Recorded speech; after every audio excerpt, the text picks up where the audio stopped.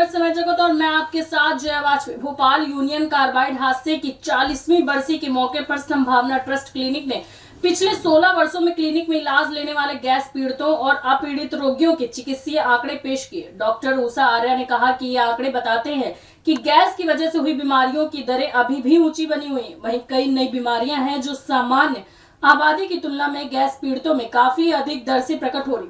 Gas पीड़ित रोगियों में प्रचलित बीमारियों की दरें जैसे श्वसन संबंधी बीमारियों और मानसिक स्वास्थ्य विकार पिछले 16 वर्षों में काफी अधिक रही। इस तरह गैस पीड़ित रोगियों में अब 2.7 गुना अधिक पाया गया। मधुमेह और उच्च रक्तचाप जैसी स्थितियां जिनका गैस लगने से संबंध होने की पहले कोई जानकारी नहीं थी, पिछले 16 वर्षों में लगातार और महत्वपूर्ण रूप से बढ़ी हुई पाई गई।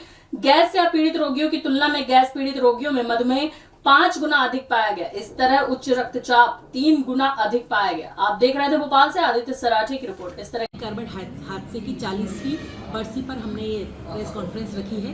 ये हमारा मकसद ये है कि हम बताना चाहते हैं कि चौथी पीढ़ी हो गई है गैस विक्टिम की, लेकिन उसके बाद भी जो गैस विक्टिम में पेशेंट हैं उनमें बीमारियां कितने गुना ज़्यादा है नॉर्मल लोगों से। तो हमने आंकड़े निकाले हैं हमारे हॉस्पिटल के। तो हमने 2008 से 2023 तक के आंकड़े निकाले हैं, जिसमें हमने 25,000 पेशेंट लिए हैं। उनमें से 16,305 तो गैस विक्टिम है और 8,106 अपीड़ित हैं जिनको कोई गैस नहीं लगी। तो हमने देखा उसमें जो सांस वाले पेशेंट हैं COPD वाले वो 1.7 से 2 गुना ज़्यादा हैं।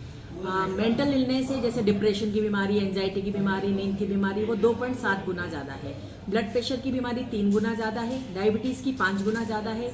न्यूरोलॉजिकल प्रॉब्लम जैसे पैरालिसिस हो गया, न्यूरोपैथी हो गई, जो पहले डायबिटीज़ में मिला करती थी अब नॉर्मल पेशेंट में भी मिलती है, लेकिन गैस विक्टिम में उससे ज़्यादा है, वो 4 गुना ज़्यादा है। फिर हमने हाइपोथायरॉइडिज्म, थायराइड की बीमारी होती है वो 1.7 गुना ज़्यादा है। हार्ट की बीमारियां हैं वो भी हमने देखा कि गैस विक्टिम पेशेंट में 4.5 गुना ज़्यादा है, उनको ज़्यादा अटैक आ रहे हैं।